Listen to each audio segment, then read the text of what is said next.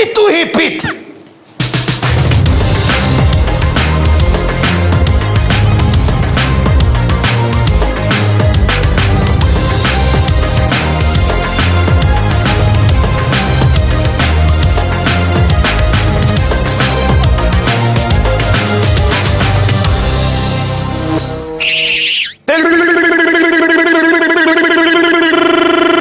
Vettuloa Mad Cookin ilmestysmajaan, jossa tällä kertaa luennoidaan ekologisesta aterioinnista.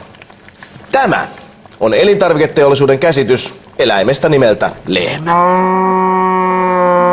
Se saattaa olla herkullinen, mutta hiilijalanjälkensä puolesta se on täysin töykeä elikko, joka kuluttaa vuotensa röyhtäilemällä ja piereskelemällä ilmakehään reikiä. Jokainen tietää, että lentäminen, kiesailu ja muu liikenne saastuttavat planeettaamme saatanasti. Mutta ainakin minulle tuli hiljattain täytenä ja hyvin ikävänä yllätyksenä, että lihateollisuuden ilmastopäästöt ovat aivan samalla levelillä. Siellä kotisohvilla luutuneimmat mankelinaamat jo nillittävätkin, että Rantala disauttaa lihahommia, vaikka on aikalaistodistusten valossa itsekin fistannut mittavan määrän miittiä alas kurkustaan. Ikävä todeta, mutta nykyaikana ei enää kukaan aistiva, tunteva tai ajatteleva ihminen voi yksinkertaisesti ohittaa olan kohautuksella lihateollisuuden perkeleellistä epäekologisuutta. Joten valitettavasti en voi vittu minäkään. Vittu-hippit! Tällä kertaa asia olkoon siis pihvi.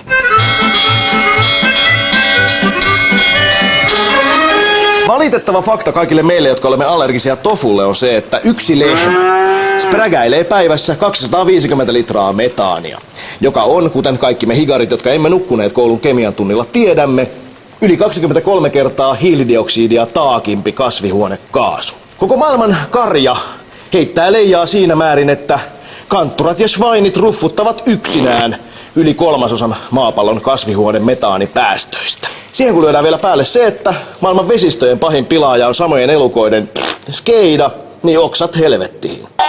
Diippitieto on myös se, että possut ja sarvipäät vaatii jo kuumottavan paljon eli elintilaa. Eläinteollisuuden reviiri kattaa laitumina ja rehupeltona jo yli 1/4 meidän planeetasta. Sademetsää kaatuu tälläkin hetkellä pelkästään sen takia, että pikaruokaan koukuttuneen länkkäriräkänokan Happy Meal-nitkuihin saataisiin se päivittäinen fiksi.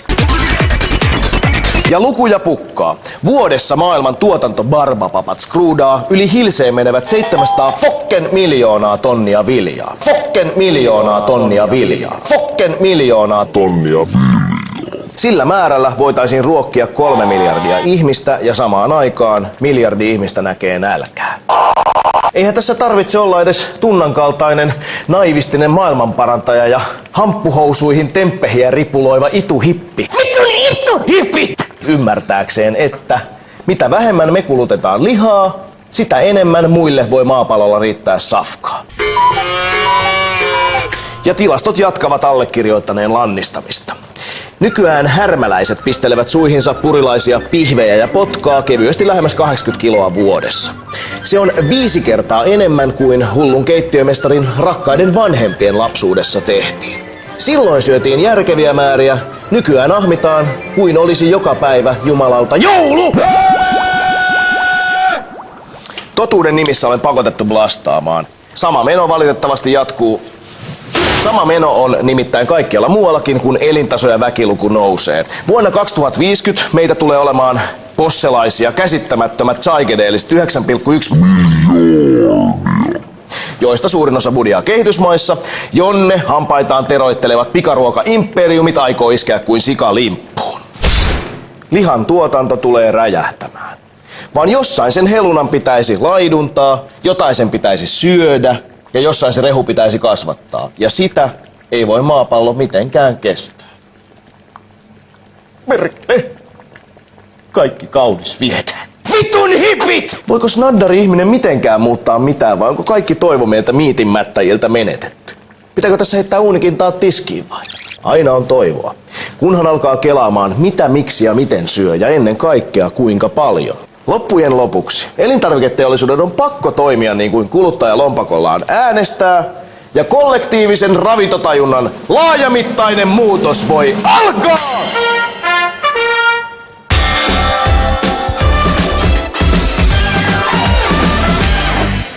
Joo, aamen. Lastaus loppuu tähän, mutta mitäs hitsiä me tänään syötäisiin? No mä ajattelin, että tietenkin ekologista lähiruokaa, joka ei saastuta, mutta jos on kaikki ravintoarvot kohillaan. Nimittäin äidin maitoa. Sä voit käyttää mutsinmölöä melkein kaikkeen leivontaa tavallisen maidon asemesta ja tänään laitellaan siitä herkulliset omenamuffinsit eli muffelit. Tarvikkeet. 1 mutsi, terveys tarkastettu. Hivakka ja streptokokki voivat välittyä äidinmaidon mukana, joten teidän tulee vaatia ennen lypsyä tähän tehtävään valitulta omalta tai lastenne äidiltä terveen paperit. On myös hyvä muistaa, että äidinmaito ei ole läpikäynyt Louis Pasteurin bakteerit tuhoavaa kuumennusmenetelmää, joten käytetään se mölberi aina tuoreena. Ja sitten nämä meidän muut tarvikkeet on tässä, eli 5 desi jauhoi, 1 ruokalusikallinen leivijauhoa joukkoon, teelusikallisen verran suolaa, kaneliin. Ja nää pitäis sit vähän niinku miksailla. No mut sit meillä on tossa noin kuivat ainekset, on vähän niinku sekasi. Hyvä, kiva. Meillä on tossa 1 kananmunan valkuainen, pannaan toinen. Sitten hunajaa. Ois ehkä kannattanut käyttää mikron kautta, niin hei sinne tuotannolle tiedoksi vaan. Mielellään jos sulla on mahkui, käytä jemeniläinen hunaja. Se on paras hunaja. No herra Jessus senttä. Mikä meinas unohtuu? Mutsin mölö. Ja tätä mutsimölöhän tulee se 2,5 desi, eli suurin piirtein sanoisin, että rehevällä rouvalla semmonen molemmat munkit, kun puserretaan sinne maljaan, niin siitä tulee se semmonen reilu 2 desiä. Vähän riippuen tilanteesta, onko se vauva imeskellyt kuinka paljon tai kuinka paljon isukille on mennyt. Pilkotaan se 2-3 omenaa ja suorastaan mä en jaksa. Voi olla pilkkomaan ja tää omenamäärä riittäköön. Ja sit sekoitellaan vielä kuivat ainekset lopuksi joukkoon. Ja sit vatkataan niinku hullun mulkku mielettömän perseessä, eli niin kauan kunnes tulee smoothie blandis ja nyt taikina on valmis. Sitten vaan tursotellaan ja pursotellaan taikinat muotteihin ja törkätään, niin kuin me ammattikokit sanotaan, koko paska tonne uuniin. 200 astetta 20 minuuttia.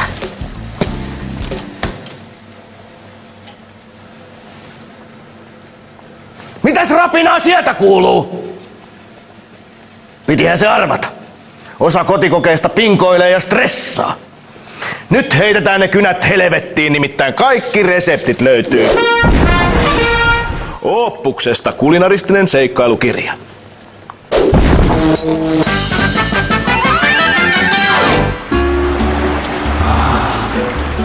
Tulevaisuudessa myös sinun paistinpannullasi tirisee karjalihan sijaan hyönteisproteiini. Valmistaudu!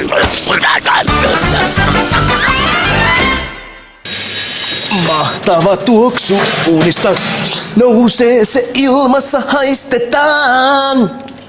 Muffeli-täppelileivonnaiset ovat valmiit.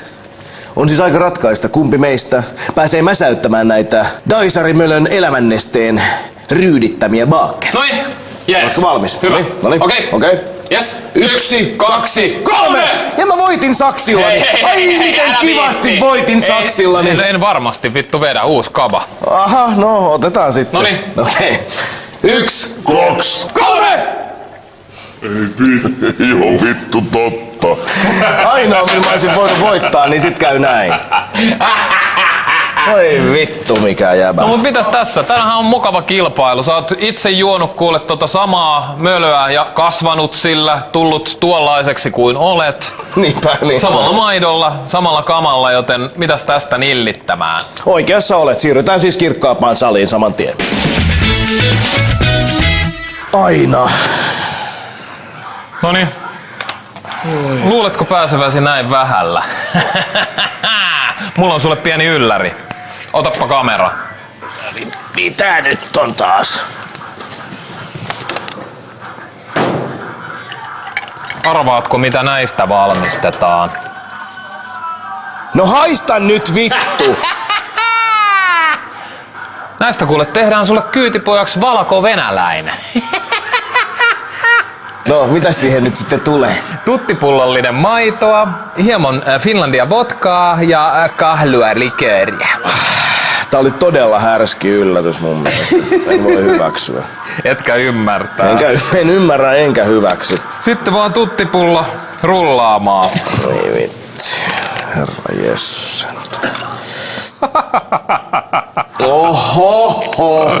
Nyt on härski. Turha kuule valittaa, se on suomalaisen luomumutsin mölöä. No niin, se taitaa kyllä olla.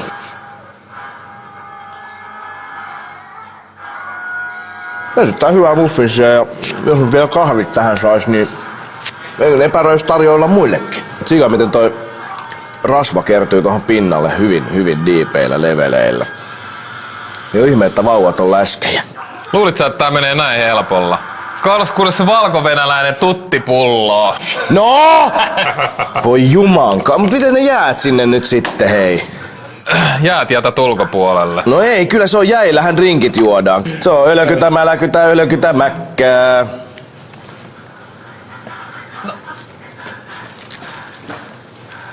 Miltä se maistuu?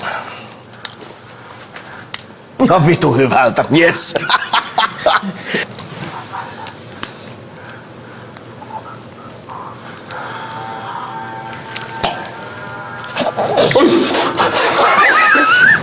Menikö se suuhun? Etkö se nielassu sitä?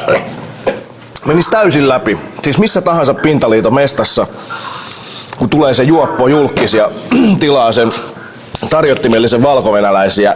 Mun mielestä oikein hyvä olisi lyödä sitä äidinmaitoa. Ehkä se vähän rauhoittaa sitä meininkiä näissä seduloissakin, kun tulisi semmonen joku hormoni, mikä niissä on ehkä joku...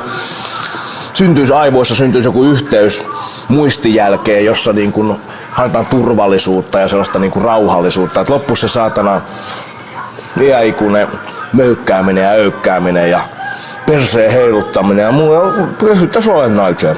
Mä suosittelen tätä kaikille alkoholisteille, koska alkoholistathan unohtaa syödä. Ja tässä tulisi vähän niin kuin samassa paketissa ne tärkeät ravinteet ja sitten se viinan paska, mitä kuitenkin se murjottu mieli kaipaa ravinteekseen. Tähän siis muuta loppuun jölköttelemään kuin että todetaan tämäkin ekologinen, saasteeton ja ravitseva lähiruoka toimii. Yksinkertaisesti. Kaikilla leveleillä. Mad Cook kiittää ja kuittaa.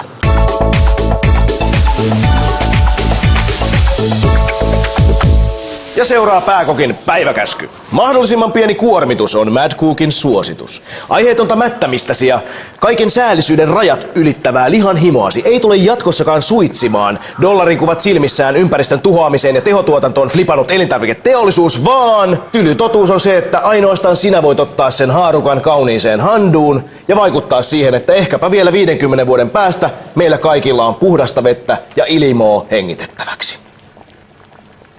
Myös mielipuoli mesu lupaa jatkossa syödä vähemmän lihaa, vaikka se ajatuksena tuntuukin aluksi kammoittavalta. Mutta eihän lapsellekaan anneta joka päivä karkkia, vaikka se on hyvää. Älkäämme olko lapsia. Yksikin lihaton päivä viikossa vähentää tehokkaasti ilmaston lämpenemistä. Oliko tää tässä? Yes. Hyvä. Meitsi paistaa nyt pois kuleksimasta nämä ylijääneet lihat, hirveä nälkä.